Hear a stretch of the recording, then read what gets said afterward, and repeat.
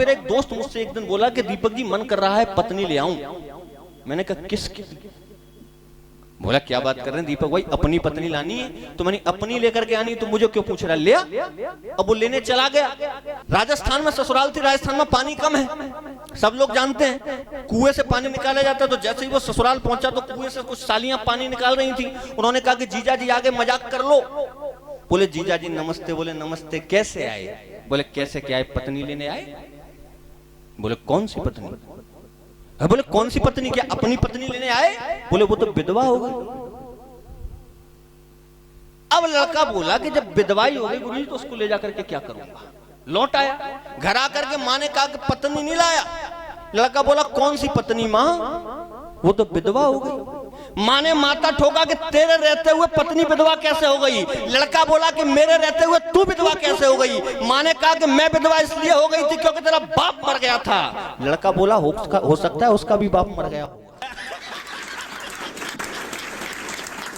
मैं सच बता रहा हूं आपको, मैं एक ऐसे गांव से आता हूं जहां मेरे ताऊजी हुआ करते थे गांव में। वो 60 रोटियां एक बार में खाते थे। नहीं, वास्तव में खाते थे। एक दिन क्या हुआ, सर्कस वाले आ गए और ताऊजी से बोले कि ताऊजी नौकरी करेगा? बोले करेंगे। करना क्या है? बोले करना वरना कुछ नहीं है, रोटी खानी है। बोले रोटी खानी है तो चल, ले चल। अब वो सर्कस वाले ले गए उनको। अब सर्कस में आप लोगों ने देखा होगा कि शो चलते हैं, तो पहला शो शुरू हुआ तो वहां एंकर, जैसे मैं यहाँ संचालन कर रहा हूं ऐसे वहां एक एंकरिंग कर रहे थे। तो उन्होंने कहा कि देखिए अब आपके बीच आने वाले हैं एक ऐसे आदिमानव जो 60 रोटियां एक बार में खाएंगे। ताऊ जी आए, रोटी साफ। दूसरा शो फिर शुरू हुआ। बोले देखिए अब आपके बीच आने वाले हैं एक ऐसे आदिमानव जो 60 रोटियां एक बार में खाएंगे। ताऊ जी आए, रोटी साफ। तीसरा शो गुरुजी फिर शुरू हुआ। बोले अब आपके बीच आने वाले हैं एक ऐसे आदिमानव जो 60 रोटियां एक बार में खाएंगे। इस बार ताऊ साफ। एंकर ने लड़कों से कहा कि ताऊ को ढूंढो। अब ताऊ को ढूंढा गया तो ताऊ टेंट के पीछे बैठा, टिफिन खोल के। वो लड़कों ने कहा कि ताऊ यहां क्या कर रहे हो? वहां शो शुरू हो गया। कि अच्छा दिन भर काम ही करूं, रोटी भी नहीं खाऊं, काम ही करूं।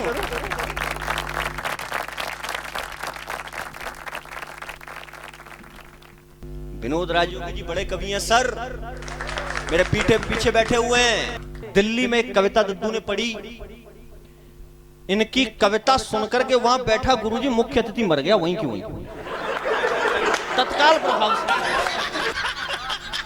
यहां कोई मुख्य अतिथि नहीं है तभी तो बता रहा हूं। तत्काल प्रभाव से वहीं की वहीं मर गया। अब आदरणीय दद्दू को सजाए मौत हुई, अदालत में पेश किया गया। जज साहब ने पूछा कि तुम्हारी कविता सुनकर के मुख्य अतिथि मर गया, अपने बचाव में कुछ कहना चाहते हो? बोले जज साहब कहना वहना कुछ नहीं है, उस दिन कविता अधूरी सुना पाई थी, पूरी आज आपको सुनाना चाहता। जज साहब बोले कि जाओ तुम्हें बाइज्जत बरी किया जाता है, कोई कविता विता मत सुनाओ। अब इनको जब अदालत ने बरी कर दिया तो मैंने इनको फोन किया। मैंने कहा बधाई दे दूं। मैंने कहा दादा कहां हो? बोले ऑस्ट्रेलिया। मैंने कहा ऑस्ट्रेलिया क्या कर रहे हैं? बोले कविता पढ़ने आए हैं। मैंने 10 दिन बाद फिर इनको फोन किया। मैंने दादा कहां हो? बोले जर्मनी। अरे मैंने कहा इंडिया ही नहीं आ रहे।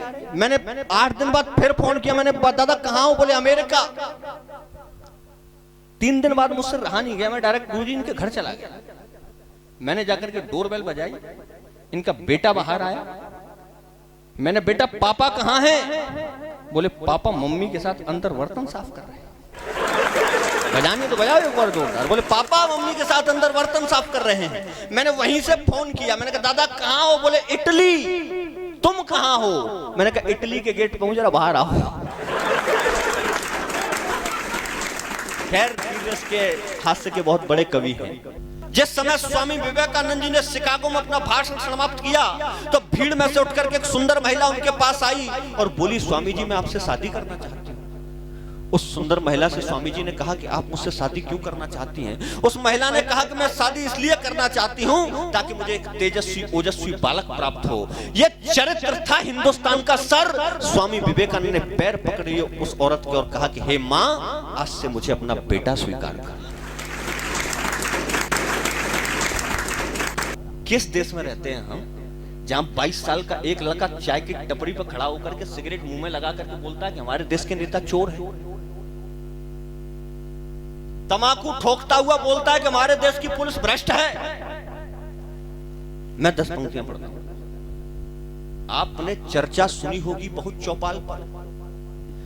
दोष का टीका लगाती भारती के भाल पर, खींचकर सिगरेट का कश ठोक खैनी बोलते, चूर होकर के नशे में ज्ञान के पट खोलते कि आजकल नेता हमारे हो गए पथभ्रष्ट हैं। ये मैं नहीं कह रहा, वो 22 साल का लड़का कह रहा है कि आजकल नेता हमारे हो गए पथभ्रष्ट हैं, किंतु अपने आप को कहते बड़ा उत्कृष्ट हैं। माल खाकर के गरीबों का मलिंगा हो रहे, आचरण से हीन है, अस्तित्व अपना खो रहे, भय दिखाकर आदमी के छीनते अधिकार को, तोड़ देते खींचकर इंसानियत के तार को, लूट कर जनता के धन को जेब अपनी भर रहे, और अफसरों को देखिए हर पल दलाली कर रहे।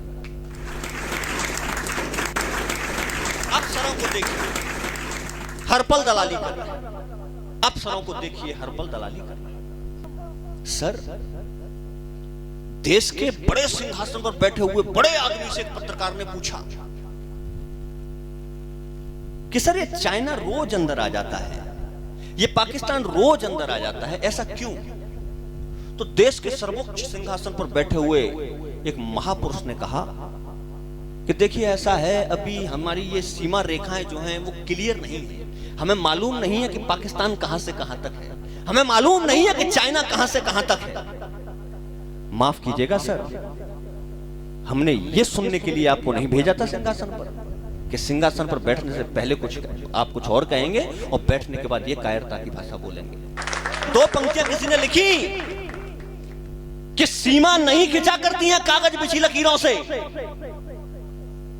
सीमा नहीं खिंचा करती हैं कागज बिछी लकीरों से, ये घटती बढ़ती रहती हैं वीरों की शमशीरों से, ये घटती बढ़ती रहती हैं वीरों की शमशीरों से। अब इन धूर्त पापियों को इतिहास नहीं गढ़ने दो तुम, भारत माता की छाती पर हम नाग नहीं चढ़ने दो तुम। अरे पार्थ वीर को तीर दुश्मनों की छाती में बोने दो, अवरुद्ध करो मत सर्जिकल, केवल सर्जिकल होने दो। समझाता हूं दिल्ली वालों, अब तो खुद को क्रुद्ध करो और शांत राग का छोड़ के गायन शस्त्र उठाकर युद्ध करो। शांत राग का छोड़ के गायन शस्त्र उठाकर युद्ध करो। समझ आता हूं दिल्ली वालों, अब तो खुद को क्रुद्ध करो और शांत राग का छोड़ के गायन शस्त्र उठाकर। जानता हूं युद्ध की पावक बुझेगी रक्त से। क्यों युद्ध की भाषा बोलते हैं सर हम वीर रस के कवि? जानता हूं युद्ध की पावक बुझेगी रक्त से। कौन जीता है जहां में जंग बोलो वक्त से, जब दाग दामन में लगे हो दामिनी के सैकड़ों और चांद ही दुश्मन बने हो चांदनी के सैकड़ों। जब तिरंगा बन कफन सोचता हो क्या हुआ, शौर्य फिर से हार बैठा जिंदगी का ये जुआ। जब दुध मुहे बच्चों की लोरी सो गई हो चैन से और सूरज डर गया हो कातलानी रैन से। जब भारती की राह में ही धर्म की दीवार हो, तू हिंदू में मुसलमान। गुरुजी 4 पंक्तियां मैंने बहुत कड़वी लिखी थी। मेरा डर है ये मंदिर और मस्जिद में न खो जाएं मुसलमानों की बस्ती में, कि उनका दिल तोड़े कैसे जो संबंध तोड़कर नहीं गए। उनका दिल तोड़े कैसे जो संबंध तोड़कर नहीं गए, जिन्होंने भारत माता को मां नहीं माना था 1947 से पहले पाकिस्तान चले गए थे। कि उनका दिल तोड़े कैसे, ये भाई साहब की पंक्तियां हैं, उनका दिल तोड़े कैसे जो संबंध तोड़कर नहीं गए। मैं उनको छोड़ नहीं सकता जो मुझे छोड़कर नहीं गए।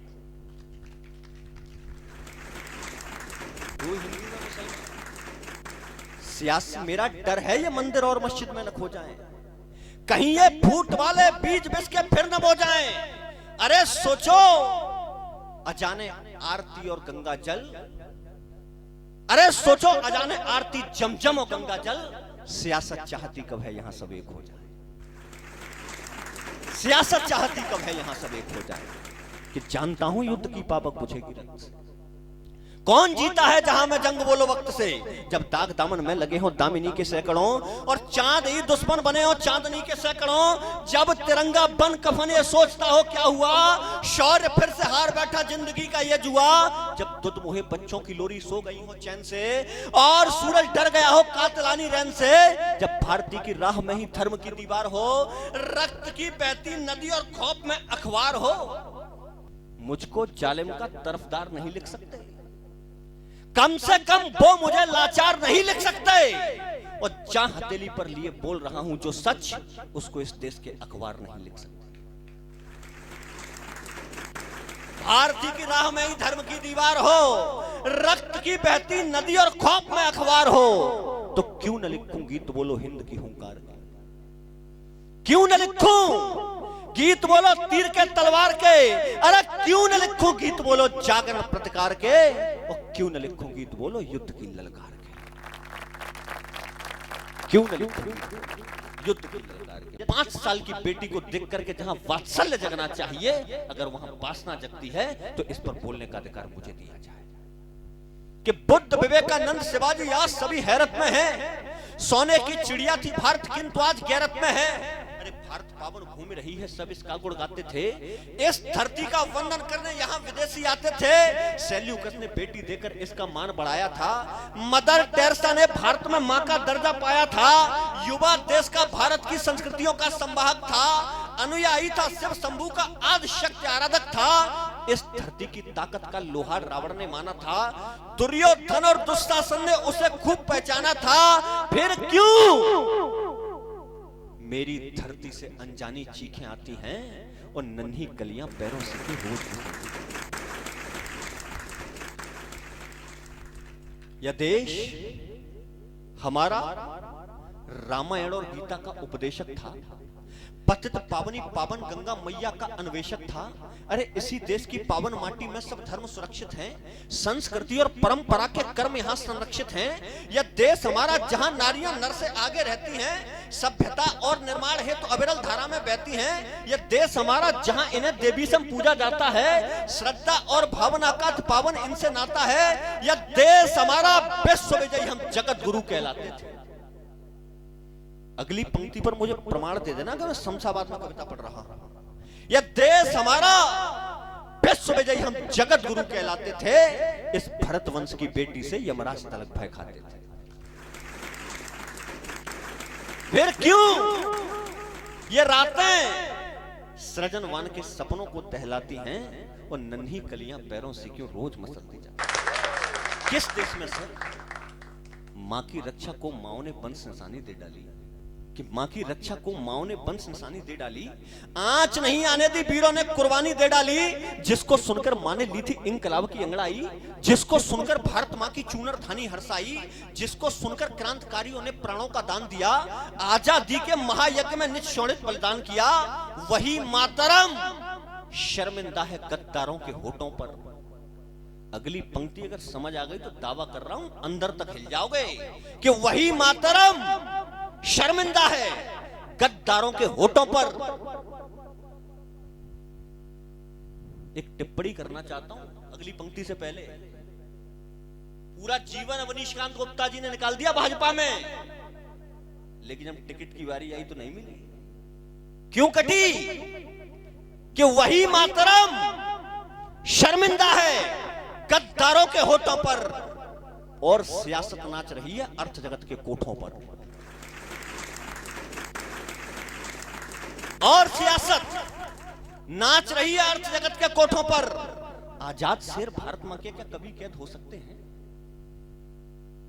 आजाद शेर भारत मां के क्या कभी कैद हो सकते हैं? अरे छोटे मोटे लेख कभी क्या शिलालेख हो सकते हैं? वो और समय था जब भारत परतंत्र दिखाई देता था। वो और समय था जब अंग्रेजी मंत्र सुनाई देता था। वो और समय था जब अपने ही घर में बंदी रहते थे। वो और समय था जब नारों के बदले कोड़े सहते थे। वो और समय था जब पृथ्वी ने जीत हार पहनाया था। मोहम्मद गौरी को 17 बार माफ किया था सर। वो और समय था जब पृथ्वी ने जीत हार पहनाया था। वो और समय था जब हमने मृत्यु का कर्ज चुकाया था। बजरंगबली भूले न सकत जाम बन समझाता हूं। मैं भी हूं पुजारी गांधी का और गीत अमन के गाता हूं। लेकिन जब अंतस के छालों का दर्द भयानक होता है तो लिखने को शांत नहीं बस युद्ध कथानक होता है। अरे राष्ट्र सुरक्षित कभी ना होते बातचीत के न्योतों से, नहीं सुलझते हैं सब मुद्दे शांति और समझौतों से। रक्त के बदले रक्त शत्रु का हमें बहाना ही होगा, आतंकवादियों के घर में आतंक मचाना ही होगा।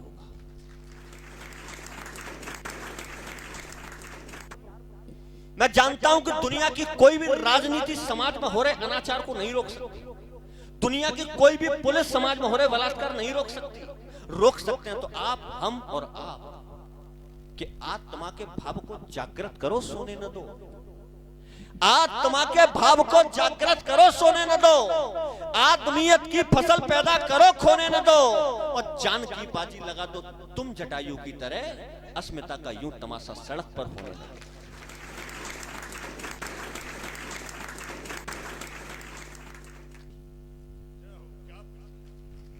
अस्मिता का यूं तमाशा सड़क पर होने न दो।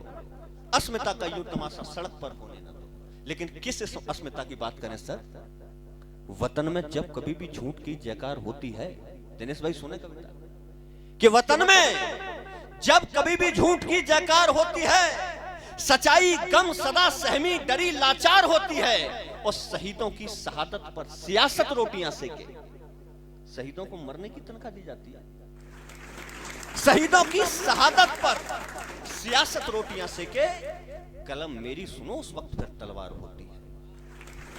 कलम मेरी सुनो उस वक्त फिर तलवार होती है। वतन है देवता इनका, वतन इनकी इबादत है। क्या है मेरे देश का सैनिक सर?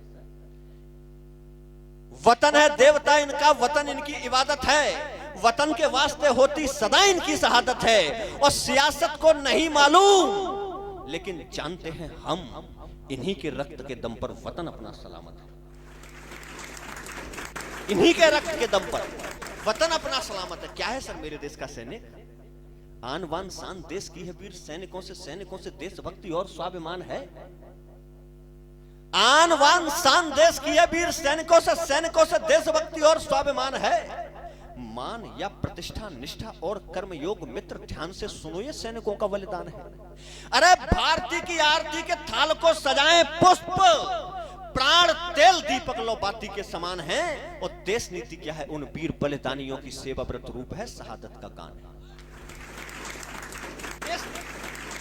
देश नीति क्या है? उन वीर बलिदानियों की सेवा व्रत रूप है, शहादत का गान है। सर जब एक सैनिक घर से निकलता है सीमा के लिए, तो क्या सोचता है कि राजपाट भोगने का मन में विचार नहीं, घर से गया था परिवार निज छोड़ के।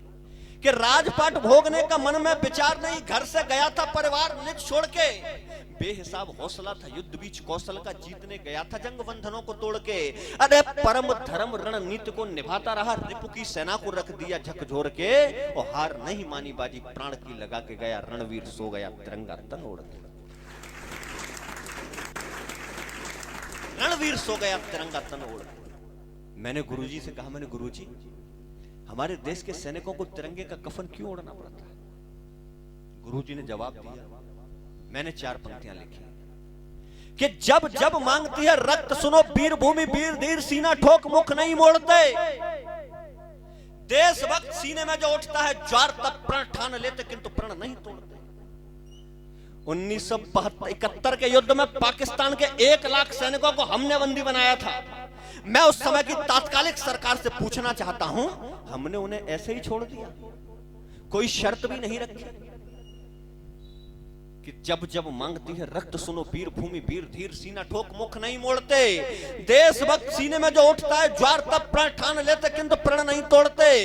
1 लाख सैनिकों को जान का दिया था दान, उन सैनिकों को यदि जिंदा नहीं छोड़ते तो सुन ले सियासत ये खोल खोल कान, फिर भारती के लालियों तिरंगा नहीं ओढ़ते। सुन ले सियासत ये खोल खोल कान, फिर भारती के लालियों तिरंगा नहीं ओढ़ते। दिनेश भाई बता रहे थे कि वो हैदराबाद से बोलता है मेरी गर्दन पर छुरी रख दो फिर भी भारत माता की जय नहीं बोलूंगा, बोलनी पड़ेगी। मैंने उस समय भी कहा था तू भारत माता की जय बोलना भी मत, क्योंकि गंदी जुबान से वेद मंत्रों के जाप नहीं किए जाते। सारा देश जानता है आपकी हकीकत को, आप जो भी करते दिखावे के प्रलाप हैं। कौन है दिनेश भाई ये? सारा देश जानता है आपकी हकीकत को, आप जो भी करते दिखावे के प्रलाप हैं। और उग्रवादियों से जुड़े आपके हैं सारे तार, सारी उग्रवादिता के जिम्मेदार आप हैं। अरे बेटी हो रही है बेवा, बच्चे हो रहे अनाथ, यह सब आपके निकल रहे पाप हैं और पूरा हिंदुस्तान भोग रहा आपके कुकर्म। लगता है आप देशद्रोहियों के बाप हैं। जो है हकदार केवल बस उसे हकदार बोलूंगा, जो है हकदार केवल बस उसे हकदार बोलूंगा।